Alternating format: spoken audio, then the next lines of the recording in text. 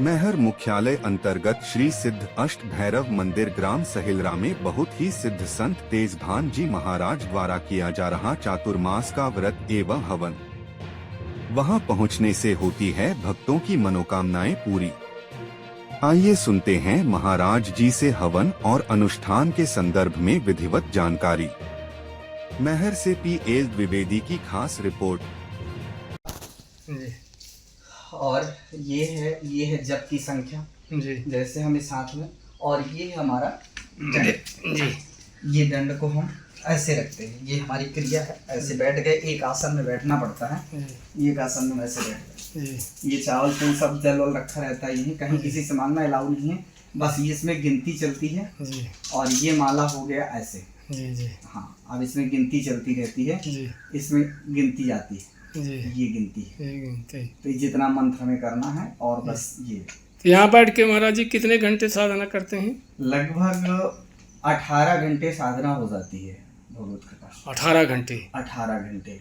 और दिन में भोजन महाराज जी क्या? भोजन नहीं लेते हम जी। हम प्रसाद नहीं पाते। 24 घंटे में एक बार ही जल और गाय का दूध, बस। सिर्फ इतने? हाँ, इतने में। ऐसा 4 महीने चलेगा? हाँ, मतलब 4 महीने। नवरात्रि, गुप्त नवरात्रि के पूर्व जो अमावस्या आती है, अमावस्या से हम और देवउठनी एकादशी तक का संकल्प है। जी जी। और महीने में तो बहुत व्रत होते, वर्ष में तो बहुत व्रत होते हैं, पर ये चातुर्मासा जो हम कर रहे हैं, तो इसमें सिर्फ जल 24 घंटे में एक बार ही जल और दूध गाय का, जो अपने आश्रम में गाय है, बस वही एक बार लेते हैं, इसके अलावा कहीं कुछ। ये कब से शुरुआत की है स्वामी जी? ये अमावस्या से हमारा प्रारंभ, ये जो है वैशाख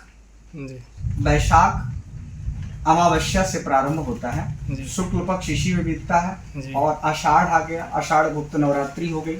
जी जी। आदि ये सब।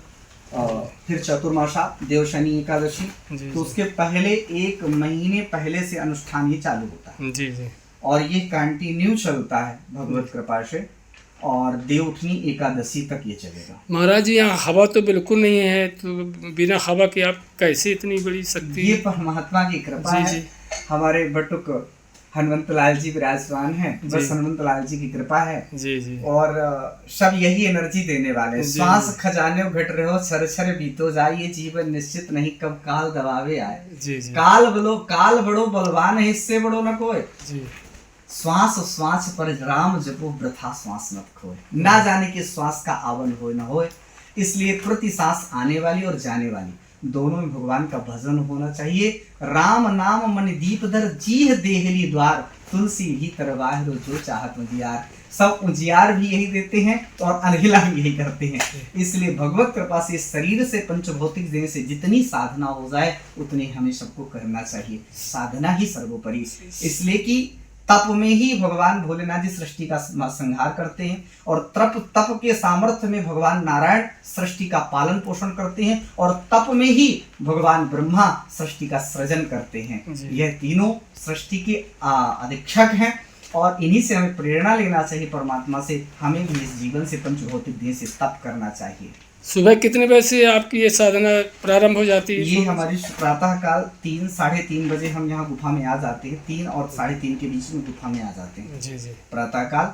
और पार्थिवेश्वर भगवान का नित्य पूजन होता है, विधिवत नमक चमक से अभिषेक होता है पार्थिवेश्वर भगवान का। इसके बाद हनुमंत लाल जी की सेवा होती है, और हनुमंत लाल सेवा के बाद फिर कुछ मंत्रों से अखंड ज्योति जो जल रहा है, तो अखंड ज्योति का विधिवत पूजन और कुंड का पूजन करने के बाद हम लगभग 6 बजे से 6 और 7 के बीच में कुंड में हवन के लिए बैठते हैं।